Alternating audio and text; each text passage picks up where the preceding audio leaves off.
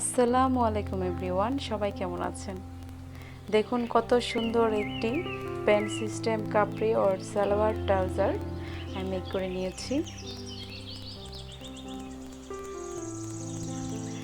আমি খুবই ইজি ওয়েতে মেক করেছি। আপনারা যদি ভিডিওটি স্কিপ না করে সম্পূর্ণ ভিডিওটি দেখেন তাহলে আপনারাও সুন্দরভাবে মেক করে নিতে পারবেন। আমি পিনটাক্স ব্যবহার করেছি এবং পিনটাক্সের উপরে এই যে চিকন গোটা পাত্তি লেসটি ব্যবহার করেছি, আর মিডলে থাকবে এরকম ডরির মধ্যে পুঁতি অ্যাডজাস্ট করা।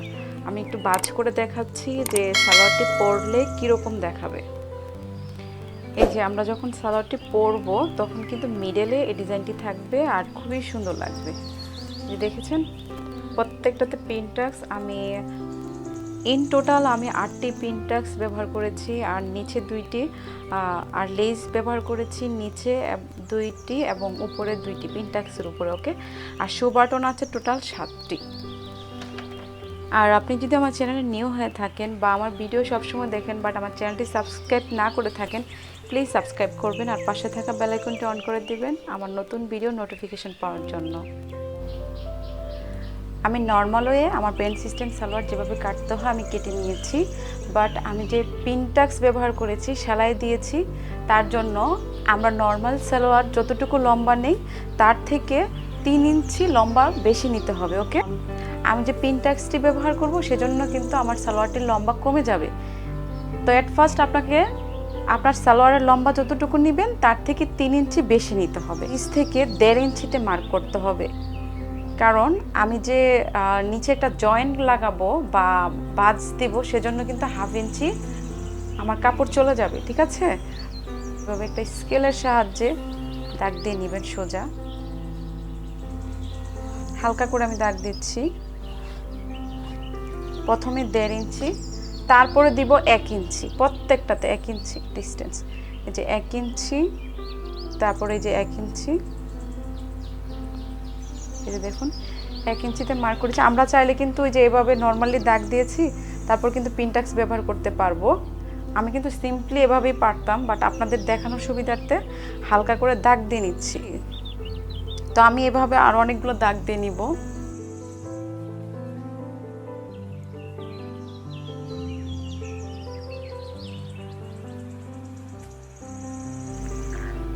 আমি আবারও রিপিট করছি, প্রথমে আমি দাগ দিয়েছি 1.5 ইঞ্চি, তারপর প্রত্যেকটা দাগের ডিস্টেন্স হলো 1 ইঞ্চি করে। তো ইন টোটাল আমি দাগ দিয়েছি 7, আমি 7টি লাইন করে নিয়েছি। 1 2 3 4 5 6 7।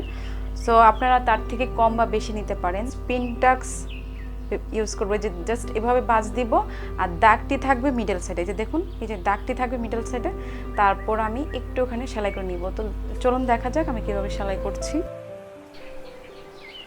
দেখুন একটু খেয়াল করে আমি দাগটিকে মিডলে রেখেছি, তারপর আমি যে পরিমাণ সেলাই দিচ্ছি একদম চিকন করে, মানে 1 সুতার মতো বা 1 সিএম এরকম ডিস্টেন্স রেখে সোজা স্ট্রেট আমি দাগ বরাবর সেলাই করে নিয়েছি। এবং আমার দাগটি অবশ্যই মিডলে আছে, মানে দাগটিতে কিন্তু সেলাই পড়ছে না, দাগটি উপরে হয়ে আছে। ঠিক আছে, তো আমি এভাবে সেম ওয়েতে প্রত্যেকটা সেলাই দিয়ে নিব, মানে পিনটাক্স তৈরি করে নিব।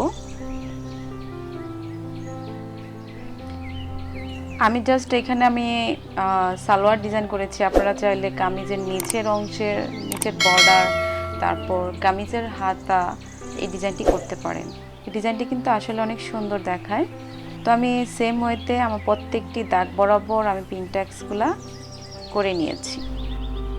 আমি পিনটাক্সগুলা করে তারপর আমি আয়রন করে নিয়েছি। ঠিক দেখুন আমি কিভাবে আয়রন করেছি। আমি আয়রনগুলো কিন্তু মানে প্রত্যেকটি পিনটাক্স আমি চেষ্টা করেছি নিচের দিকে দেওয়ার জন্য, মানে ডাউনলি, উপরের দিকে দেওয়ার চেষ্টা। আমি সেম ওয়েতে 2টি সালোয়ারের মোহরি ডিজাইন করে নিয়েছি। আপনারা চাইলে এই ডিজাইনটি কিন্তু স্লিভের অংশ করতে পারেন। ঠিক আছে, তো আমাকে এখন কি করতে হবে, যে দেখুন আমি মিডল সাইড এই যে মার্ক করে নিয়েছি। মার্ক করে যতটুকু পর্যন্ত পিনটাক্সের ডিজাইনটা করেছি তার থেকে 1 ইঞ্চি বেশি নিয়ে আমি কেটে নিব। আপনাদেরকে দেখাচ্ছি আমি। দেখুন মিডল সাইড ধরে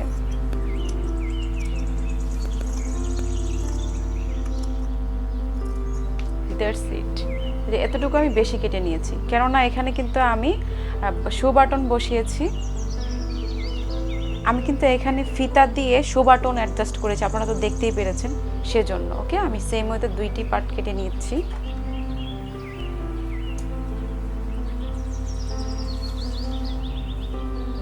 প্রত্যেকটাতে পুঁতি অ্যাডজাস্ট করার জন্য আমি ডরি মেক করে নিয়েছি। এই যে দেখুন অনেকগুলো ডরি, 2টি সালোয়ারের মোহরির জন্য। আর ডরিটির এই যে 2 ইঞ্চি করে, প্রত্যেকটা ডিস্টেন্স হবে 2 ইঞ্চি। তো এই যে দেখুন আমি কিভাবে লাগাবো। এই যে জাস্ট এভাবে একটি ভাঁজ দিতে হবে, এই যে দেখতে পেরেছেন, দিয়ে এই যে এই পাশটিতে এভাবে লাগিয়ে নিব। তো প্রত্যেকটা আমি এভাবে সেম ওয়েতে লাগিয়ে নিচ্ছি। ডরিগুলো আমি লাগিয়ে নিয়েছি। প্রত্যেকটা ডরি কিন্তু পিনটাক্সের মিডলে আছে, আপনারা খেয়াল করে দেখেন।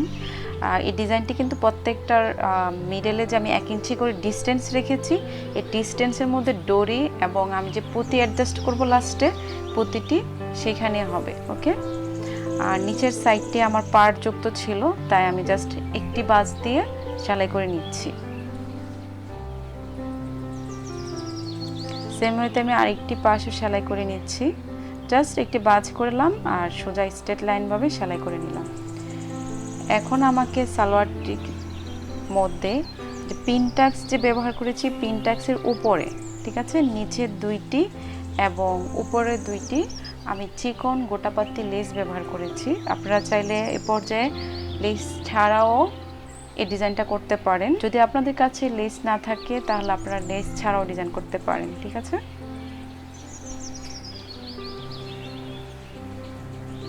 আমি আবারও বলছি, আমি কিন্তু পিনটাক্সের সেলাইয়ের একটু উপরে গোটাপাতি লেসটি লাগাচ্ছি, পিনটাক্সের মধ্যে লাগাচ্ছি না, ঠিক আছে।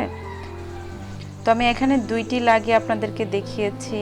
আর উপরের যে 2টি ডিজাইন আর উপরে যে 2টি পিনটাক্স আমি ব্যবহার করেছি সেটা আমি অফ ক্যামেরায় করে নিচ্ছি, দেন আপনাদেরকে দেখাচ্ছি সবগুলো পিনটাক্স লাগানোর পর দেখতে কেমন হয়েছে।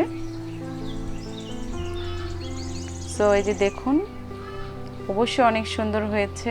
তো আপনারা কিন্তু, আমি আবারও বলি, আপনারা কিন্তু কামিজের স্লিভের যদি এই ডিজাইনটি করেন আসলে অনেক সুন্দর হবে। তারপর দেখুন আমি কি করছি। তারপর আমার সালোয়ারটির মিডল সাইড মার্ক করে আমি জাস্ট 2 সুতার মতো বা 2 সিএম ডিস্টেন্স রেখে সম্পূর্ণটা একদম উপর পর্যন্ত সেলাই করে নিচ্ছি। আমরা নর্মাল প্যান্ট সিস্টেম সালোয়ারে কিন্তু এই সেলাইটা দিয়ে থাকি, যার ফলে সালোয়ারটি একদম পারফেক্টলি মিডল সাইডেই থাকে। ওকে, সো আমি সম্পূর্ণ অংশটা এভাবে সেলাই করে নিয়েছি। তার উপর আমি একটি চাপ সেলাই দেব।